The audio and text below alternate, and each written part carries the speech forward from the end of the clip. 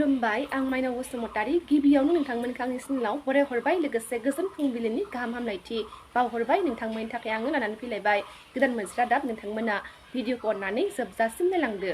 दिनैनि गिबि रादाबाव दङ रंजालि बैसागु फोरबोनि समाव आसामनि गिबि मन्थ्रि डक्टर हिमन्त बिश्व शर्मा बिथांनिफ्राय मोनसे गोजोनथाव खौरां फैगौ गिबि बैसागो साननिफ्रायनो बिटिआरआव बर' रावजों सोरखारनि जायखिजाया फोसावलाइफोरा फोसावजानाय जासिगोन होनना फोरमायथिदों आसामनि गिबि मन्थ्रि बिथां डक्टर हिमन्त बिश्व शर्मा बिथाङा। मोनसे गोजोनथाव आरो साननो गोनां खौरां। गोजोनथाव खौराङा बेनोदि ISLआव गेलेनो खाबु मोननाय आसामनि गुबुन सासे लाइमोन फुटबल गेलेगिरि पार्थिब गगैनो थांनाय सानाव आसाम गौरब बान्थाखौ रायजो बेंगिरिया गथायबाय। नाथाय बर' हारिनि आरो आसामनिनो गोख्रोंसिन फुटबलार थामहिनबा नेशनेल फुटबलार हलिचरन नार्जारिया बे माननि बान्थानिफ्राय जानगाराव थानांबाय। गुबै बाथ्राया बेनोदि पार्थिब गगैया खेबसे खेबनैल' ISL गेलेनायावनो बे माननि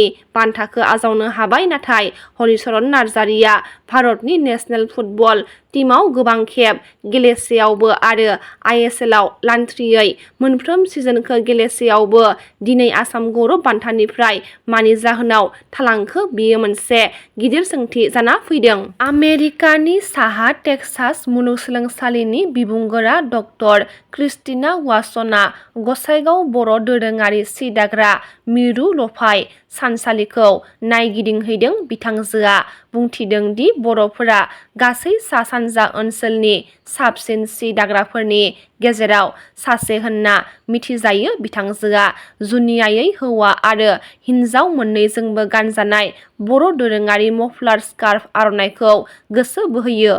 आरोबाव मख'नो गोनांदि बर' हारिनि गाबगोनां आर'नाइखौ क्रिकेटनि इसोर क्रिकेट गेलेगिरि मुंदांखा सचिन तेन्डुलकारनि गोदोनायाव आर'नाइखौ नुनो मोननाय जादों। मेघालयआव दावबायफैनाय समाव मुंदांखा क्रिकेटार सचिन तेन्डुलकारखौ बर'नि गाबगोनां आर'नाइजों नुनो मोननाय जादों। थांनाय बावैसो सान सिगां बांलादेशनि साथाम सुबुंफोरा आयेन बेरेखा आसामाव हाबफैदोंमोन। बे साथाम सुबुं नुरजान बेगम, मु आली आरो रकिब शेखखौ पुलिसआ हमनो हादोंमोन आरो बेखौनो थांनाय मैया बांलादेशसिम दैथायहरफिननायखौ मिथिनो मोननाय जादों। दुलाराय बर' फरायसा आफाद एबसुआ जाय समाव गुन गोनां सोलोंथाइनि मावथांखिखौ लानानै खामानि मावगासिनो दङ बे समाव सोलोंथाइनि फारसे आसाम सोरखारनि खामानि मावनाया फेलें जादों होनना दिपेन बर' बिथाङा बुंथिनायखौ नुनो मोननाय जादों। आसाम गुणोत्सव 2025 नि फिथाइयाव बिटिआरजों लोगोसे 6 सेडोल नि फरायसालिफोरनि बयनिख्रुइबो गाज्रिसिन फिथाइ फैनाया 6 सेडोल ओनसोलनि फारसे आसाम सोरखारनि गोहैलु खामानि मावनायनि थाखाय जादों होनना दिपेन बर' बिथाङा बुंथिनायखौ नुनो मोननाय जादों। थांनाय मैया गसाइगावनिफ्राय थांफिननाय समाव CM प्रमद बर' बिथाङा मोनसे लामा जाब्रबथायाव जोखोम जानाय सुबुंखौ मदद खालामदों। गसाइगावनिफ्राय थांफिननाय समाव CM प्रमद बर' बिथाङा जोखोम जानाय सुबुंखौ मदद खालामनो थाथ'दोंमोन आरो जोखोम जानाय सुबुंखौ खाथिनि देहा फाहामसालियाव लांदोंमोन। लामा रैखाथिया जोंनि जथाय बिबान आरो CM प्रमद बर' बिथाङा गासैखौबो नोगोरारिफोरखौ दावबायनाय समाव जोबोद सांग्रां जानो खावलायहरदों।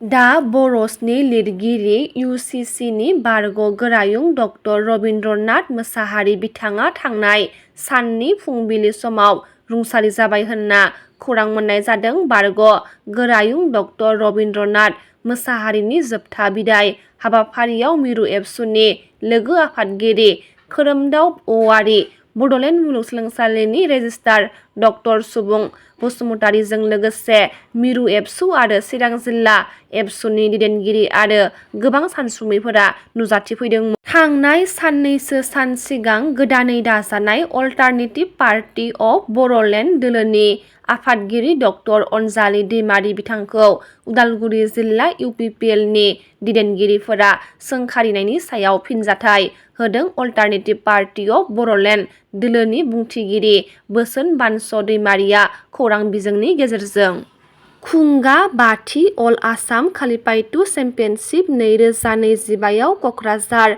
जिल्लाया दासिमाव गं 8 मेडेल मोननो हाबाय होनना खौरां मोननाय जादों। सानथामनि हाबाफारिजों क'क्राझार जिल्लानि सिङाव थानाय दतमायाव खुंगा 5थि अल आसाम खलपेयाटु चेम्पियनशिप 2025 खुंफुंजागासिनो दङ। क'क्राझार जिल्ला आरो दतमा दालाइसा खलपेयाटु कमिटिनि बानजायनायाव बे खुंगा 5थि अल आसाम खलपेयाटु चेम्पियनशिप 2025 क'क्राझार जिल्लानि सिङाव थानाय दतमानि दासाइ इनड'र स्टेडियामाव मेहेरगोनाङै सोलिगासिनो दङ। नि रादाबा एसेनोसै। गाबोन फिन गोदान रादाब लानानै लोगो मोनगोन। नोंथांमोना भिडिअखौ जोबजासिम नायबायब्ला अन्नानै लाइक, शेयार, कमेन्ट लोगोसे साबस्क्राइब खालामनानै होदो। गोजोन्थों।